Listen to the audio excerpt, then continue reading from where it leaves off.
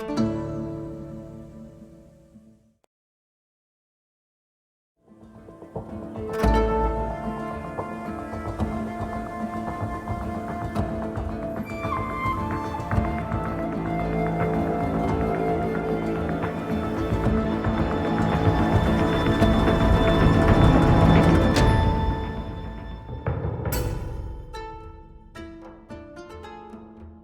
hi, hello there. Welcome. This is Let's Talk About Myths, baby. And I am your host, she who has been doing this somehow for 5 whole years and still loves it more than anything, Liv. And fine, I definitely haven't been having conversations with authors and experts for 5 years, but it is one of my favorite developments of the podcast, and because of that, I wanted to dedicate an anniversary episode to these conversations. That, and again, it was my birthday, and this is more fun and easy for me than preparing an entire new episode, so here we are. I've gone through a bunch of my past conversation episodes and found favorite moments, some of the most interesting things I've learned or discussed on the show, some of the most fun and best moments, whatever I could find, honestly, just that I wanted to share again with you all. You can find a link to the list of episodes that are included here in the episode's description, so that you can listen to the full conversations if you're so inclined. I didn't include any of the LGBTQIA episodes, though, just because we already revisited all of those conversations last month, and it means that I have fewer to look through because, oh my gods, I've done so many conversations already.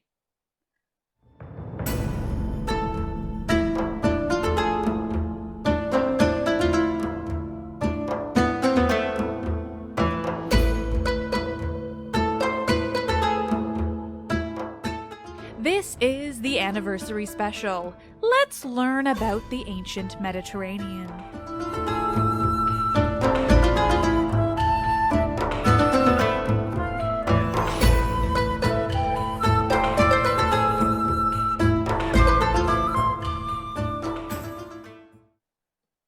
Where better to start in this episode than with one of the very first conversations that I ever had on the show, with one of the biggest authors in the field, because that's just how things went. I started big. Don't worry, it wasn't stressful at all. I spoke with Bethany Hughes, all about Aphrodite. She'd just written a book all about the goddess, and it was just so incredible to learn all that she had to share. This bit is one of the highlights, for sure, looking at Aphrodite as the goddess of sex work in ancient Greece, and what that meant, how it worked, so much more. And there are kind of all kinds of versions of the story that, the very first prostitute was Aphrodite in human form, or that she sort of gave her spirit to the first prostitute. But there's something a bit more kind of, in a way, a bit more geographical, I think, actually, to that connection. That Aphrodite was thought to be the god of mixes, of mixing things up, and the god, so mixing up human relationships, so the relationships between, men and women, between societies, between armies on the battlefield, but also between places. So she's often a goddess who's worshipped at the edge of things. And of course, a port is where the sea meets the land. And so she was often the patroness of ports and of the sailors who visited them. And, it's a sort of stereotype and truism that it was true in the Bronze Age and is still true today, that you find sex workers at ports to service the needs of those traveling traders and raiders and sailors. And I think that's probably why she ends up being connected with prostitutes, in fact, because she was physically in charge of the places where they operated. But there's also this kind of interesting line of inquiry about sacred prostitutes, of sacred sex workers in the temples of Aphrodite. And there's a sort of hint in one of the works of Herodotus, the Greek father of history, that she is honoured by women who will go to her temple and be paid to have sex. And that payment is then offered as a tribute to the goddess and taken by the kind of the priests of the temple complex. There's a lot of dispute about this because the sources are very slim. There isn't a lot of archaeological evidence for it. And there's a possibility that actually come the Christian period, one of the things that Christian reformers and Christian fathers were really outraged by was the worship of Aphrodite and the kind of explicit worship of sex and sexual desire. And so there are these kind of thundering passages from the church fathers talking about the need to purge the influence of Aphrodite and to get rid of these shameful men and women and the men and women who serviced other men and women in her temples. So it's almost that, most of our evidence comes from this kind of negative diatribe. So quite rightly, people have questioned it and wondered whether it was almost just they were being held up as a kind of example of the kind of terrible, morally corrupt thing that could happen in pre-Christian religious centres. But then I just think if you think about it, they're actually about the kind of beautiful strangeness of sex and the sex act and the fact that it does take you to another realm, that it is an extraordinary place that you can lose yourself in, that sex was definitely part of a number of the rites and rituals of the ancient and the prehistoric world. In a strange way, it would be odd if there weren't some kind of sex worker at the sanctuaries of the goddess whose business was sex and sexual desire. So I think almost as a sort of process of elimination, we should imagine that so-called sacred prostitutes did exist. And also, you have to really mind shift and not be thinking ahistorically here, but put yourself back all those thousands of years where sacrificing yourself, sacrificing your body for a god or a goddess literally meant to make it sacred. You're fakiing it sacri, you're making yourself sacred. And that was a huge honor. So I'm sure there was corruption and manipulation. And I'm sure that as always in the kind of sad story of humans, something which might start off with a kind of purity and parity, that somebody ends up exploiting it somewhere down the line. But I think that there probably were some form of sacred sex workers in some of her shrines and sanctuaries.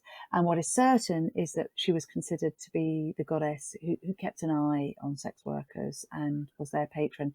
And there's this incredible discovery from Athens, from the Kerameikos area of Athens, which is just at the kind of the edges of the city, close to the cemetery area, where we know that prostitutes, both male and female, operated, and they had these kind of horrible living conditions, just kind of like stalls, really, where Athenians and visitors would go for what were euphemistically called middle of the day marriages. And when this area was being excavated, there was this incredible find of this beautiful, almost unique silver medallion showing Aphrodite, the goddess Aphrodite, riding a goat. You can kind of draw whatever conclusion you want to from that, with a kind of beautiful little Eros clambering up a ladder.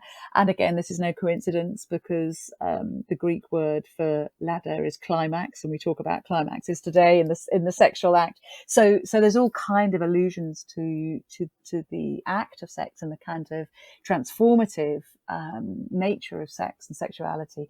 And it is no coincidence that was found there in amongst the living and working spaces of the sex workers. So she was definitely there for prostitutes. But I think more than it just being about sex, it was also about where they were in cities and at ports, and not just kind of raw carnal rutting sex, but something to do with the transformative nature of the sex act.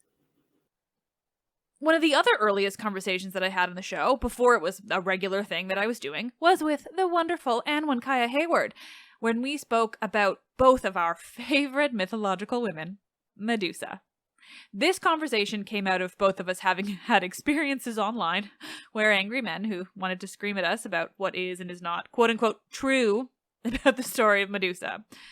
It had become a constant issue on Twitter, mainly, but Anwen also had to deal with it through articles being written, always about the opinions and interpretations of women being considered wrong by the men who were certain that they understood ancient Greek better than we did. It was funny and consistent enough that we wanted to talk about on the show. What we ended up getting was a fascinating conversation about what it's like to be a woman on the internet, what it's like to speak about Medusa as a woman on the internet, but also the varied issues about surviving sources, extant versions, and what we know about ancient Greek sources versus what we know that we don't know. I absolutely love this episode. This is how the world began. Medusa was there. Poseidon did something quite nasty, and then there were monsters that came out of her. Yeah, and she suffered a woeful fate, I think is the translation I've seen often. Yeah, and I think that's like literally it. Like that's all we hear. We don't hear what her fate actually is. We just hear that it was like, as you say, woeful. Yeah, it was a bad thing that happened. And Hesiod is such a problematic figure in general. I mean, obviously he's one of the only sources we have that are that old and that talked about myths more broadly and not just, Homeric stories. But at the same time, he was like notoriously misogynistic, and all of his interpretations should be understood with through the lens of this man did not like women, so maybe let's interpret it accordingly. Yeah, and I think also as well as that, like through the lens of this man did not create these myths. Like these are not original stories that Hesiod just sat down one evening in front of a roaring fire and committed to paper. Do you know what I mean? Like he's drawing on existing oral traditions, and not just from the local area that he lives in, but from all over his kind of cultural experience. And I think that what a lot of people like, I won't name him just to be polite, but like the man who wrote the article I responded to, they make the mistake of thinking that because this is the oldest extant version of the myth, that is synonymous with this is the oldest version of the myth. And that's just factually incorrect. It's nonsense, and it's one of those things. I mean, this is something I encounter all the time in every story I tell, which is, the varied versions of everything that we have, questioning what existed before those versions were written down, or what versions we lost through time, what weren't copied over and over again so that we have them, and things like that. And then at the same time, the people who would write them down and the people whose works would then get copied. I make a lot of comments about how the stories we have were written down by men, and so we should understand them accordingly. And I've had people try to call me on that, as if they're right. But it was things like, well, no, women clearly told the stories to their children, so clearly women had an influence in all of that, and therefore that's all wrong. And I mean, I'm sure women told stories to their children, and I'm sure they were different from what we have. But in order for something to be for it to have reached us, it had to have been copied over and over and over again. And they didn't copy the work of women over and over and over again. I mean, there's a reason we only have fragments of Sappho. Yeah. It's one of those things of, the things we have from ancient Greece are based around the opinions of men, and that's not to say that that's what existed only back then. It's what we have now. Well, exactly, and that's it, isn't it? Is that when you say that the corpus of literature that we have is very male dominated, or is kind of written through the lens of male experience and male values, you're not saying, hey, ancient Greek women were entirely passive figures in their lives and didn't tell stories. What you're saying is that the stories that were preserved for us to read were preserved for a reason. Yeah, because of the patriarchy. Well, yeah, exactly. And I think it's kind of like if you look at, for example, other versions of the stories that we know existed and were contemporaneous but weren't copied down. So like we know, just as a kind of random example, the version of the Persephone myth as told as part of the rite of initiation for the Eleusinian mysteries, that wasn't written down because it was a secret mystery cult. Does that mean that they didn't have their own version of the myth? Nope, it just means that we have no idea what it was. And speaking of very early conversations that I've had on the show, this one is with Meg Finlayson, who it really stands out for me because we talked not only about Alexander the Great broadly, but specifically the movie Alexander, which I had not seen in ages, and which is such a weird and interesting piece of classical reception. And notably, Meg knows it very, very well. They were an absolute wealth of information when it comes to the man himself. and as played by Colin Farrell. We had so much fun talking about the movie, but also Alexander, and as I'm about to share with you in this clip, the very weird choices that were sometimes made by the movie when it comes to just depicting classical and pre-Hellenistic Greece.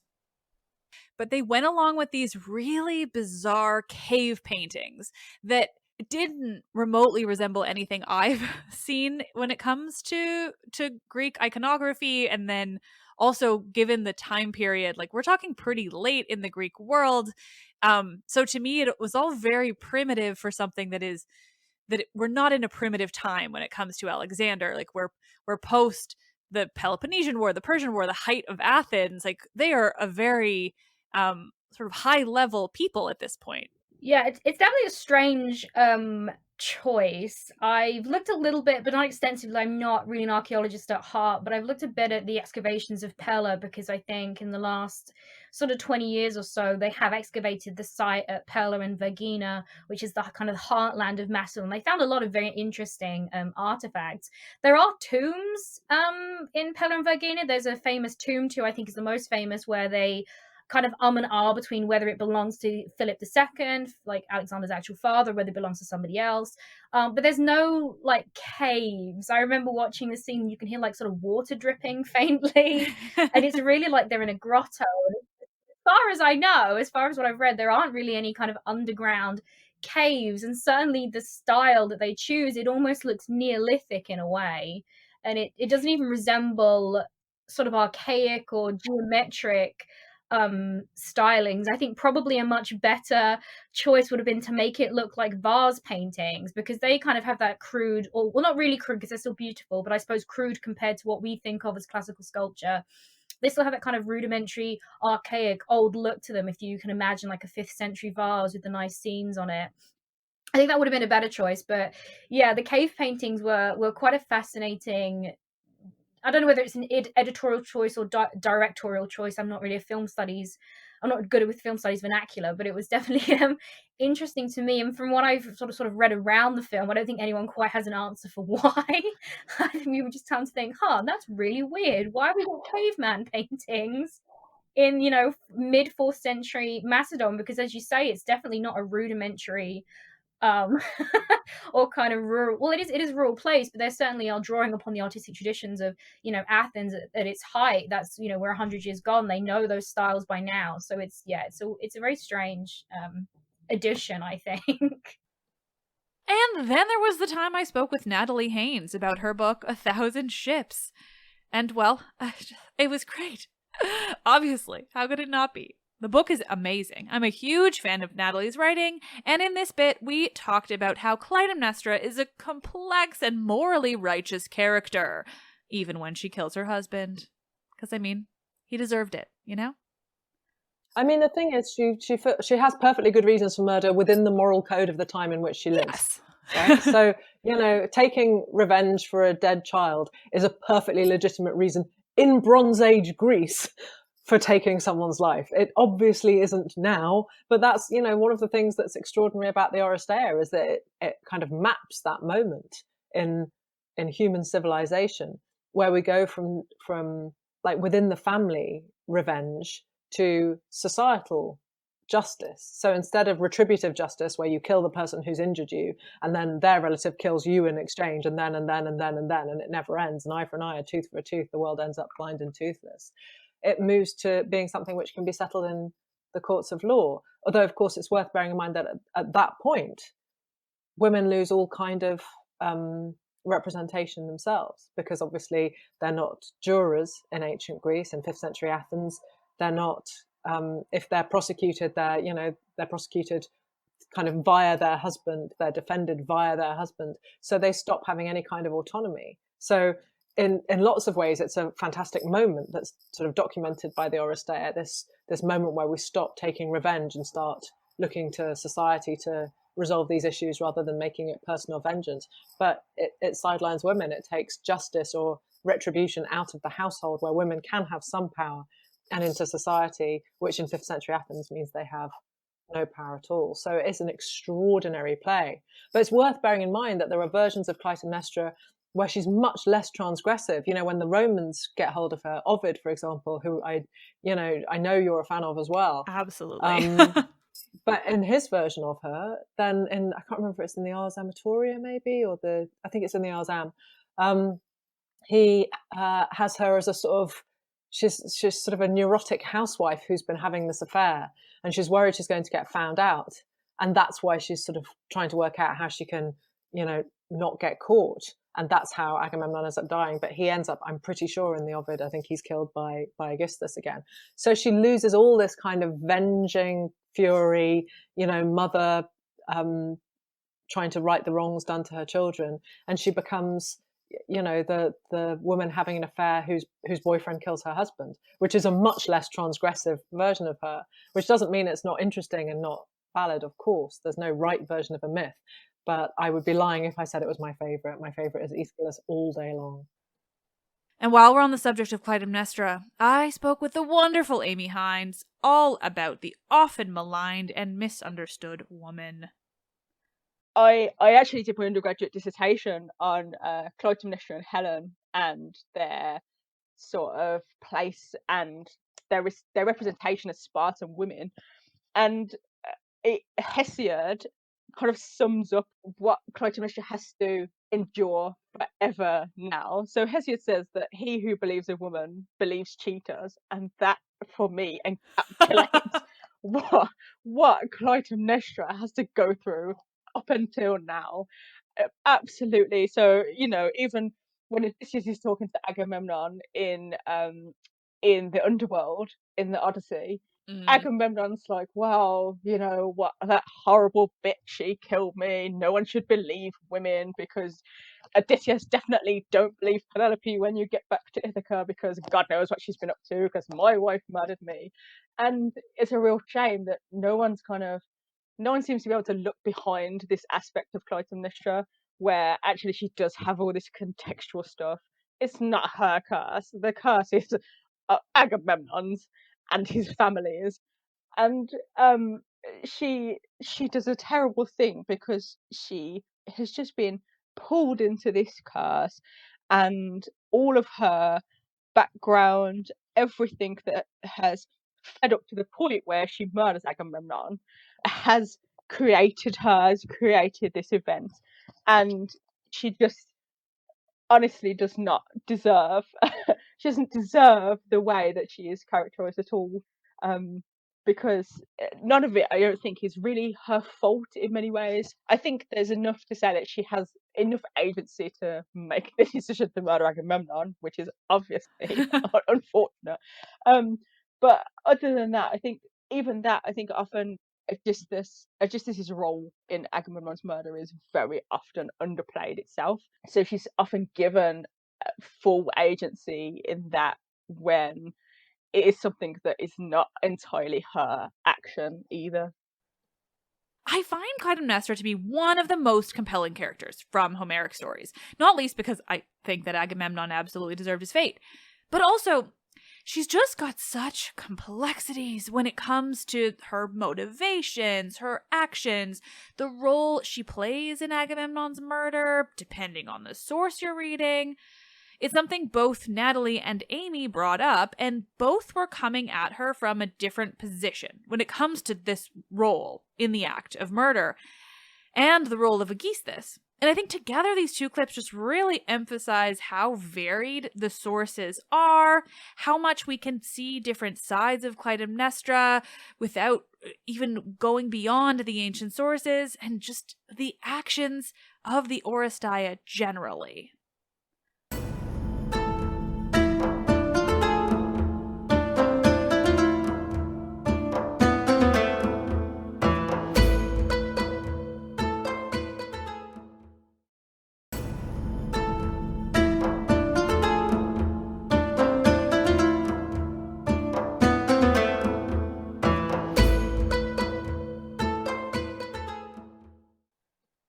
And continuing on with conversations that I recorded right when I started making this a regular thing is another, like the one with Amy Hines, that came out during a special series of episodes that I did in 2021 about the misunderstood women of myth.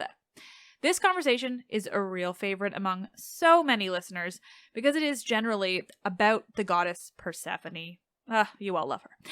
I spoke with Ellie Mackin-Roberts for the first time back in 2021 to hear about all things Persephone, and I learned so many incredible facts, namely about the practices of the Locrians when it comes to Persephone and girls getting married, and it blew my mind in the most incredible way.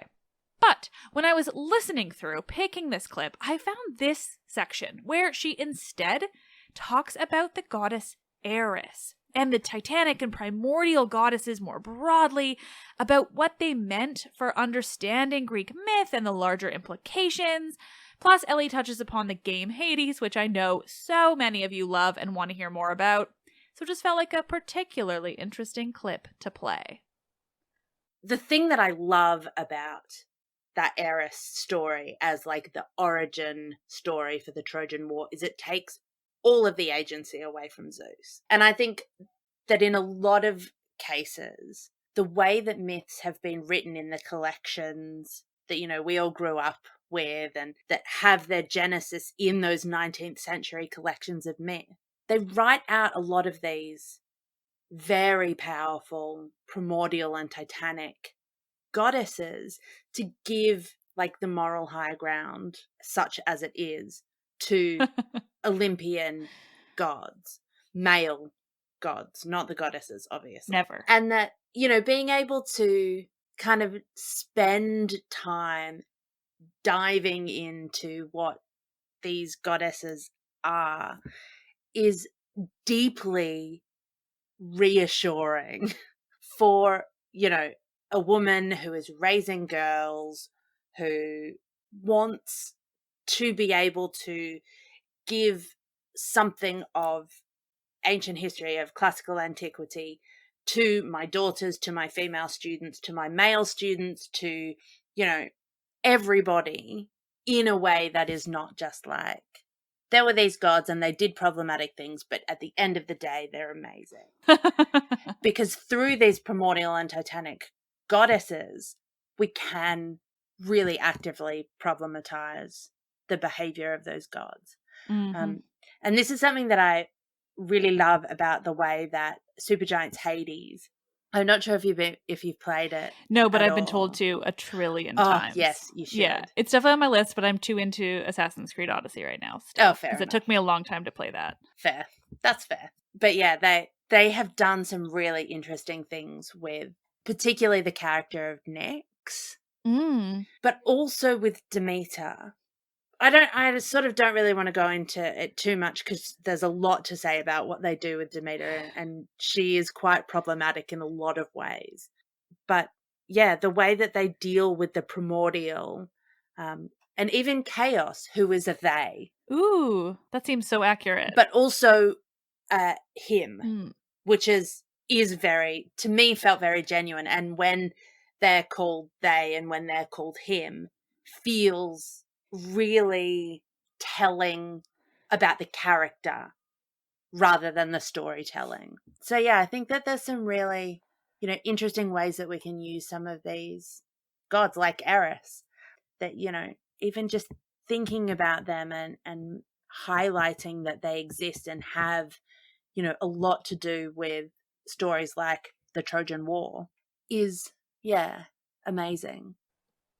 Next up is a conversation I had with the author and poet Nikita Gill, who is so absolutely lovely. We talked about so many things, but of course, lots of Medusa, because I am me. But we also talked about how Medusa relates to colonialism and so much more. It was really just so fascinating and such a thrill. This clip, though, surprise, surprise, is some Medusa, because it really stuck out to me when I was listening back. And just a warning, we do talk about Medusa very specifically as a survivor of assault, and that bleeds into a brief discussion of modern survivors of assault as well. So just take heed in listening to this bit.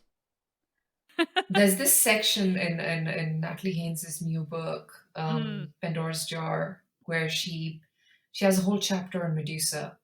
And there's something, and it really, I can't forget that paragraph basically where she talks about Perseus and she says, this is after Perseus has killed her and he's got Medusa's head, right?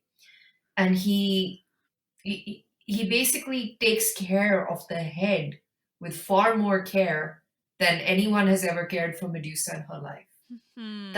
That because it's useful to him. That's the only reason he cares, and he like places it carefully and he looks after it and he makes sure it never goes. And I looked at all of that and I was like, oh my God, even in death, the only way that this woman is cared about is through her uses to men. Yeah. Wow. And it breaks my heart. It breaks my heart because I know she's fictional, but she is such a metaphor for every survivor and what we go through. Yeah. Right? Like, how do you, like, when you have survived sexual assault, you don't just like heal from it because you are accused again and again of like making it up. You're gaslit. You're told that, where's your evidence? You're told, everyone knows, and I refuse to believe that even the people who ask for this don't know. It is very hard to prove sexual assault. Like, yeah. It really is. It's very hard. Like, women have gone in and had rape kits done, and there have been lawyers who've been able to prove in court, despite the fact that there was an actual rape kit, there was trauma, there were all sorts of terrible things happening to this woman. They've been able to say that no, she wanted it that way, and the guys gone free. And I look at Medusa's story, and that's what I see. Shifting topics a bit, I want to share something from one of the very few episodes I've done that so directly relates to a historical figure. Cleopatra. Again, last year in this Misunderstood Women series, I had the wonderful hosts of the Partial Historians, Dr. Rad and Dr. G, come on the show to give me and you listeners a rundown on the life of Cleopatra, what made her famous, and what's much less known about this woman that she and herself has become a myth. In this section too, we also hear about Mark Antony's other wife, Fulvia, with some hints at how incredibly cool she was. So listen to the Partial Historians podcast for so much more in Roman history. They're wonderful. So she decides to strike a deal with Antony that she would help him if he agrees to kill all her rivals, including her sister, who is still out there living in exile. Oh, yeah. So Arsinoe holed up in Ephesus, yeah, which is quite nearby Tarsus. And she's like, well, since you're here, Antony, the way you could prove that you really like me, since it seems like you say you do, maybe you could help me out with this situation. So that happens, but unfortunately, Antony can't start his campaign straight away, which means that he has to winter with Cleopatra, and they get to spend a little bit of quality time together. This is like a great moment. So like the winter in Alexandria, apparently Antony treats this like a real holiday, a holiday from being Roman by all reports. He's like, you know what? I like Greek dress. I'm interested in this food you've got going on, the culture. I'm going to hang out with the philosophers. I'm not going to do politics. Just want to learn and hang out, you know? Chill. Yeah. And of course, at this point, we presume they become lovers. Yeah.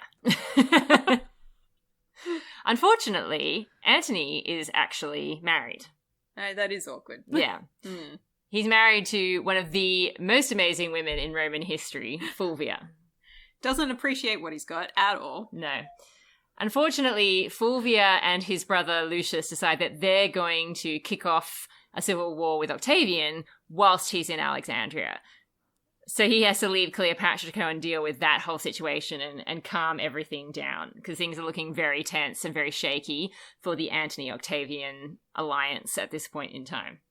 That is becoming increasingly dicey. Yeah. And in 40 BC, they strike the Treaty of Brundusium. And part of that deal where they kind of renew their promises to each other and what they're going to do with each other is that Antony has to marry Octavian's sister, Octavia. Yes, but that's a marriage that has interesting consequences as well, because it's not like he really gives up on Cleopatra during all of this. No, it does seem to be very much a political marriage. So is he not married to Fulvia anymore, or they're just kind of saying like, fuck her because she's starting a civil war, so you have to marry a different woman? She actually died Okay. not long after. Yeah, so when Antony comes to deal with the whole situation that she and Lucius have caused, he is absolutely furious with her. And she had just been trying to look out for his interests in her own mind.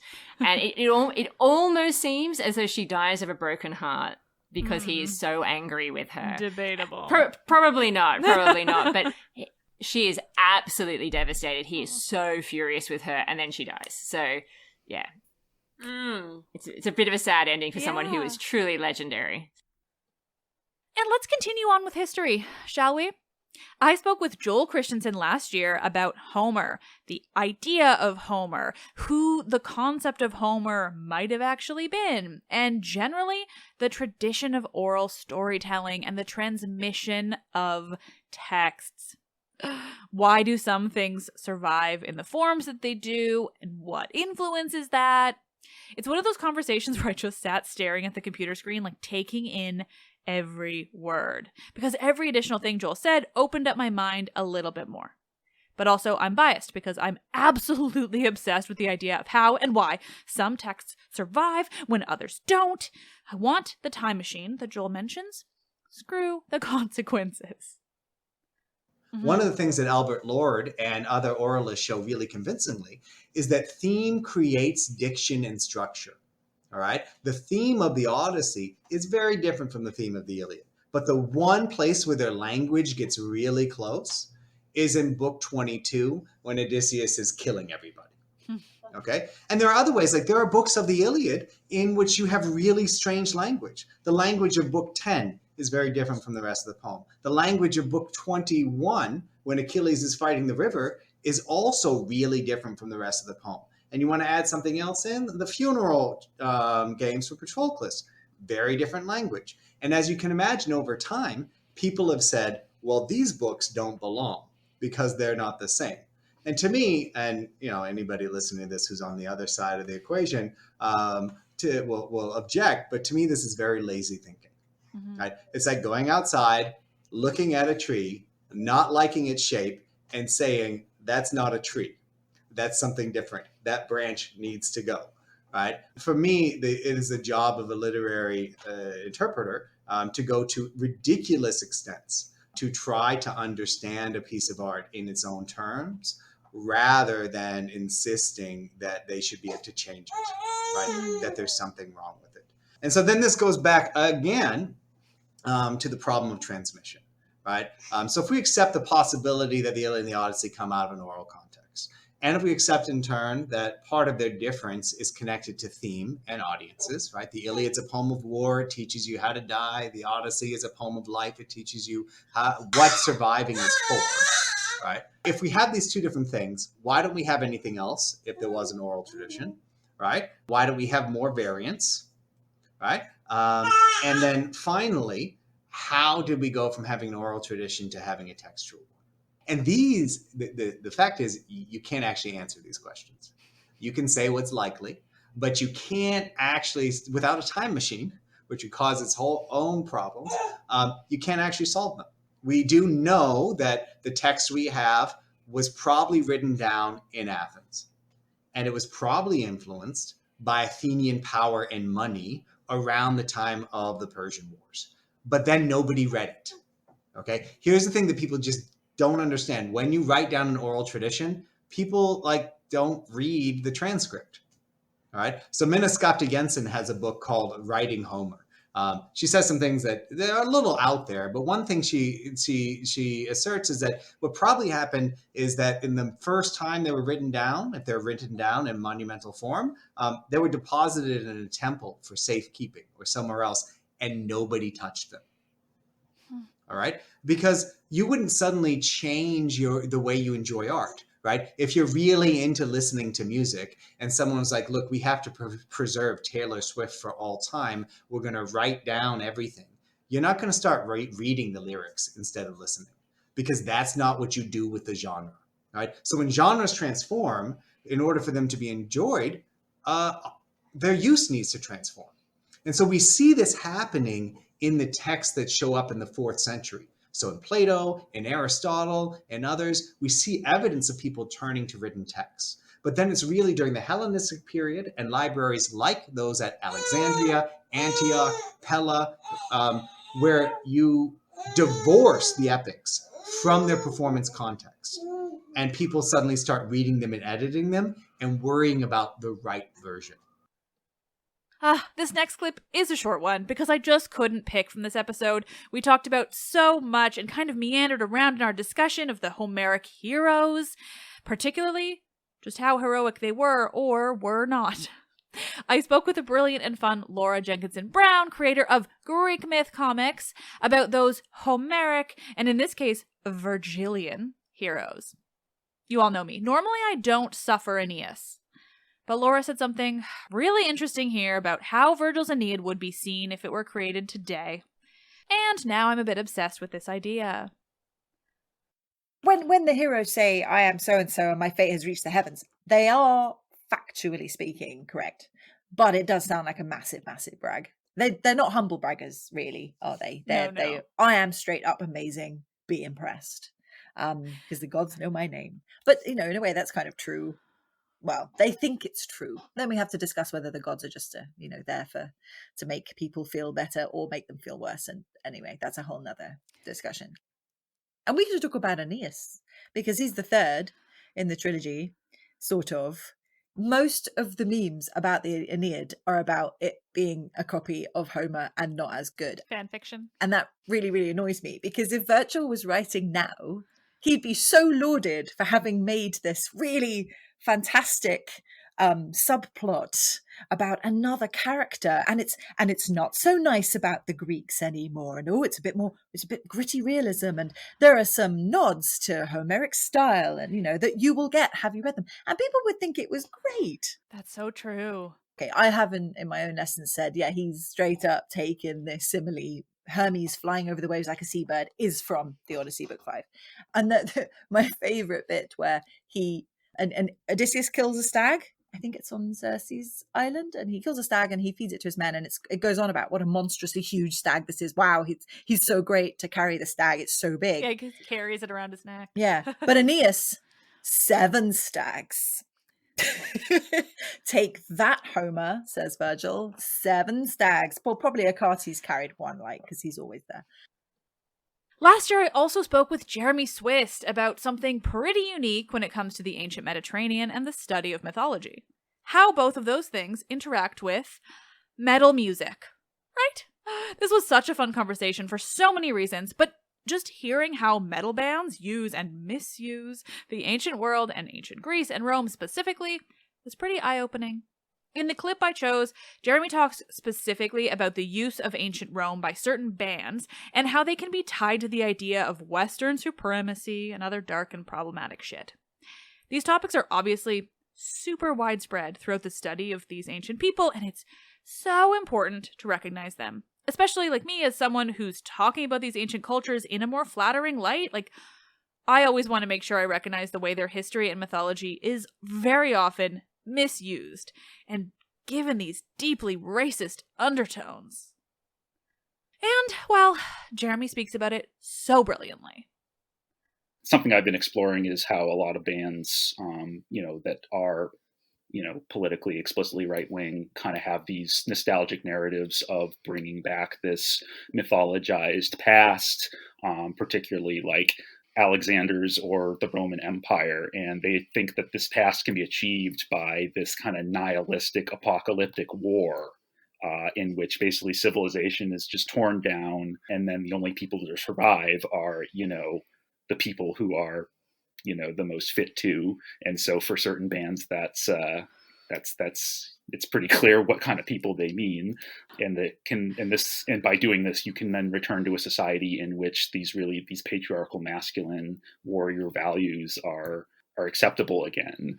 For one thing, it's there's a couple bands in Australia and New Zealand, who sing about, we need to go back to, there's this one band called Diocletian in New Zealand, where they have a song called Restart Civilization. And basically it's the whole song is just restart civilization, Romulus bidding, iron begetting. We need to go back to Romulus and Remus because that was, that's where we need to go again in order to have society kind of aligned with the state of nature.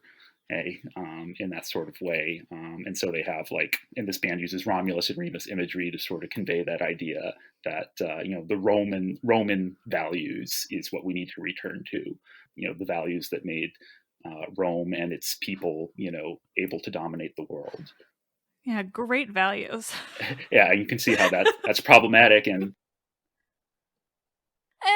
our last clip of this very fun and nostalgic clip show is from my conversation with Amy Pistone. My first one, at least. She came back on to talk Tarquinii this year, and man, that was amazing too. But the first time, Amy joined me to talk about Sophocles more broadly, the playwright I often leave behind because of my love for Euripides, but who does deserve quite a bit of appreciation himself. In this bit of our chat, Amy is talking about Sophocles' Philoctetes, a play I have not yet covered, but absolutely will in time.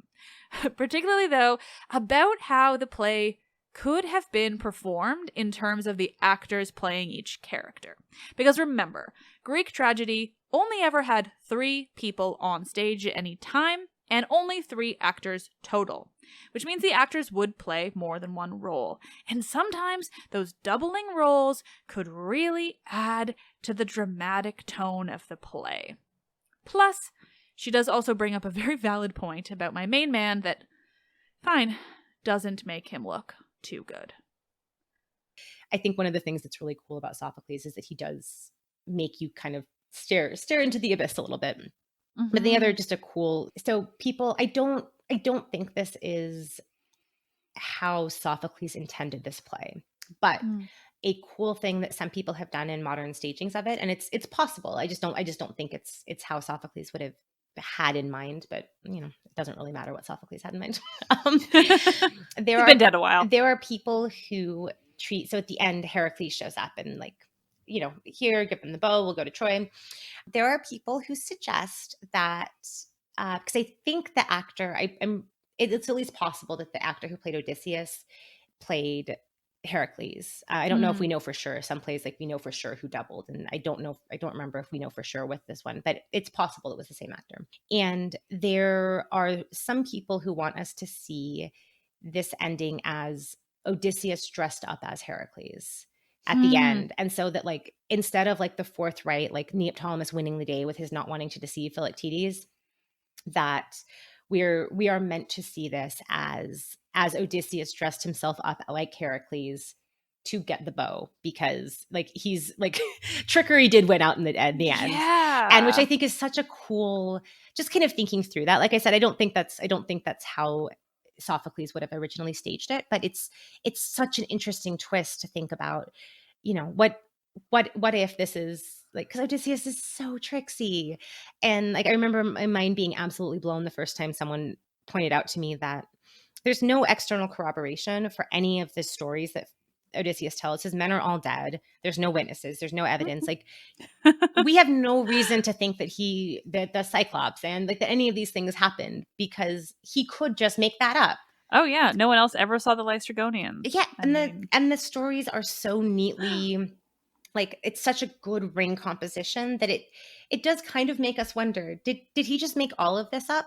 Which is people divide into are you an Iliad person or an Odyssey person? And I just love how much the Odyssey never gives you firm footing, that maybe he had all these traumatic adventures, or maybe he just ditched his men and was whatever, and it's telling the story that will get him home. So he's crafting a story or his men died, but in a much less dramatic way, but he is telling these stories that subtly emphasize all of the right things to make sure that he gets good hospitality and he gets sent home safely. And I love the just how convoluted and how unstable the plot is. We have no idea what's going on, which is kind of the experience of everyone who ever talks to Odysseus. Are you telling the truth? It sounded plausible, but it would sound plausible. You're good with words.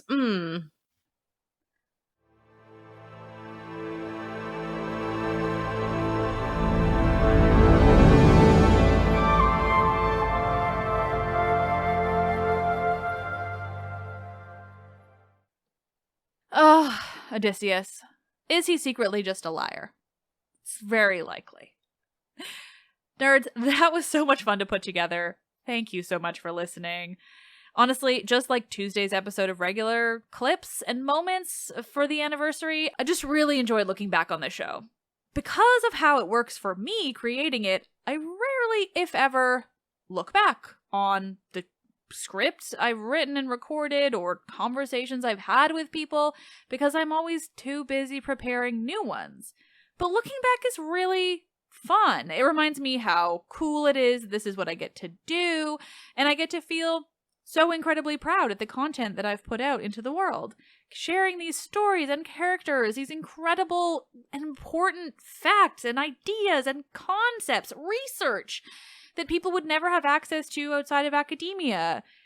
And most importantly, I get to be reminded how thankful I am that these brilliant authors and academics and experts just want to come on my show and share this knowledge with me and with all of you.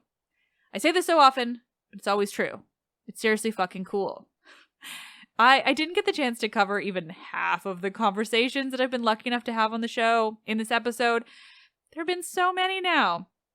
I really hate leaving anyone out. Like, I feel really bad, but I just have to. So just know that the people left out here are left out mostly because I just filled up the length of the episode before I had a chance to listen to the others.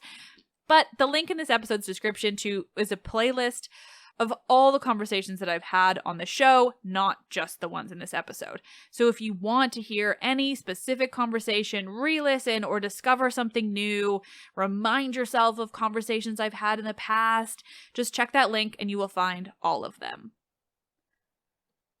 And you might learn something seriously fucking cool. Let's Talk About Myths, Baby is written and produced by me, Liv Albert. Michaela Smith is the Hermes to my Olympians and handles so many podcast-related things, from running the YouTube to creating promotional images and videos to editing and research. More on that to come. Stephanie Foley works to transcribe the podcast for YouTube captions and accessibility. The podcast is hosted and monetized by Acast. Thank you all for 5 years of this supremely fun job.